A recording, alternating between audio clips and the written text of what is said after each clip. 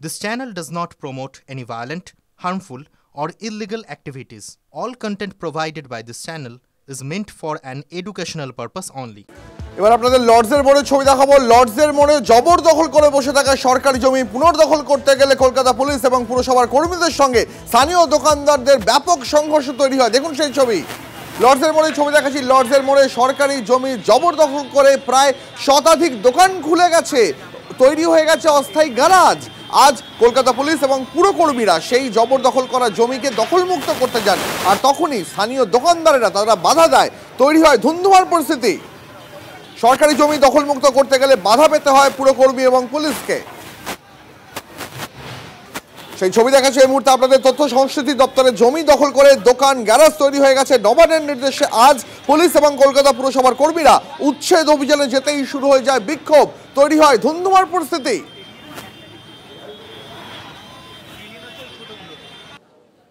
24 ঘন্টার মধ্যে কোনো সময় এসে বলেনি যে দোকান খালি করো, আমরা ভাঙবো। সবজি দোকান ছিল। এটা কি বাংলা? সরকারের জায়গা আছে, ঠিক আছে। সরকার 50 বছর দিয়ে কোথা ছিল? 12টা নাগাদ এসে বলেছে, 12 নাগাদ এসে ভাঙতে শুরু করে দিয়েছে, 1:30 2টা নাগাদ দিয়ে। 95 খানা দোকান। কত পরিবার ভিতরে? কত পরিবার? এখান থেকে 1000 পরিবার জুড়িয়ে 120 খানা দোকান আছে, তার থেকে ওখানে 1000 থেকে 2000 টাকা পরিবার জুড়িয়ে আছে। আর এরা কোনো নোটিশ না দিয়ে 2টোর সময় আসলো পুলিশ ফোর্স নিয়ে, র‍্যাব নামিয়ে, আর পুলিশরা নিজের গায়ে ধাক্কা ধুক্কি দিয়ে করতে শুরু করে দিল। এরা ইচ্ছে করে আগুন লাগায়, ইচ্ছে করে খিদিরপুরে যে ঘটনাগুলো আছে জায়গায় জায়গায় দেখছেন, পুরো বাজারগুলো ইচ্ছে করে করছে। ওরা জানে আমরা থাকবো না, এত কাচিয়ে নিয়ে যাচ্ছে থাকতে থাকতে। আমরা সব গরিব মানুষ, এ বয়সে কোথায় যাব? আমরা সব কি করে খাবো এ বয়সে? মালপত্রগুলো এইখানে যে পেরেছে যে ফেলে দিয়েছে, ওইসব দোকান আছে। ওবিসি জটে আটকে সরকারি ইঞ্জিনিয়ারিং কলেজে ভর্তি, ঘুম উড়েছে ছাত্রছাত্রী অভিভাবকদের। আটকে রয়েছে ওয়েস্ট বেঙ্গল জয়েন্ট এন্ট্রান্স পরীক্ষার ফল প্রকাশ। চূড়ান্ত উদ্বেগে দিন কাটছে এ রাজ্যের হাজার হাজার পড়ুয়ার। বেসরকারি ইঞ্জিনিয়ারিং কলেজে ব্যয়বহুল পঠন পাঠন, পড়াশোনার মান নিয়েও প্রশ্ন। এই আবহে দিনরাত খেটে রাজ্যের জয়েন্ট এন্ট্রান্স পরীক্ষায় ভালো র্যাঙ্ক করার চেষ্টা করে পড়ুয়ারা। পড়ুয়া এবং অভিভাবকদের এই চেষ্টায় এবার কার্যত জল ঢেলে দিয়েছে ওবিসি জট। সামনে আগস্ট মাস চলে আসছে, যে সময় আমাদের ক্লাস শুরু হয়ে যাওয়ার কথা, এখনও আমরা কোনোই আলোর দিশাও দেখতে পাচ্ছি না।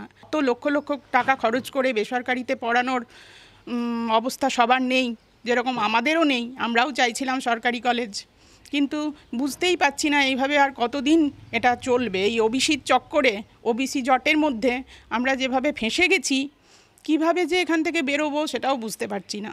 সমস্ত গার্জেনই মনে হয় আমার মতো, যারা সবাই উদ্বিগ্ন হয়েই আছে। রাতের ঘুম উড়ে যাওয়ার মতনই অবস্থা হয়ে আছে আমাদের, কি হবে জানি না। প্রচণ্ড উদ্বিগ্নের মধ্যে রয়েছি এবং মানসিকভাবে প্রচণ্ড চাপ হচ্ছে, কারণ জয়েন্টের ওয়েবসাইট খুলি কিন্তু কোনো রেসপন্স পাচ্ছি না।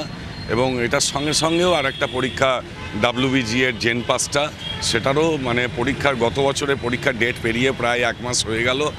জেন পাসেরও কোনো ফর্ম ফিল আপ অ্যাপ্লিকেশান এখনো পর্যন্ত বেরোয়নি।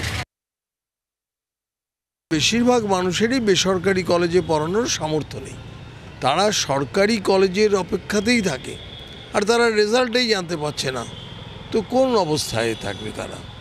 কাজেই পশ্চিমবঙ্গ সরকার যেভাবে হিন্দু ওবিসিদের স্বার্থ একেবারে ক্ষুণ্ণ করে মুসলিম ওবিসিদের সেগুলো দেওয়ার চেষ্টা করছে, যার ফল হচ্ছে আজ এই ছাত্র সমাজকে ভোগ করতে হচ্ছে। আজ 3 মাস হয়ে গেল, এখনও বেরোচ্ছে না। অর্থাৎ পুরো যে কারিকুলাম সেটা পিছিয়ে যাবে। এটা অত্যন্ত গর্হিত কাজ হচ্ছে। দীর্ঘদিন বেহাল রাস্তা, তৃণমূল কর্মীদের বিক্ষোভের মুখে দলেরই বিধায়ক। উত্তর দিনাজপুরের করণদিঘির ছবি ইতিমধ্যেই ভাইরাল। ছবি দেখাচ্ছি আপনাদের, দেখুন সেই ছবি।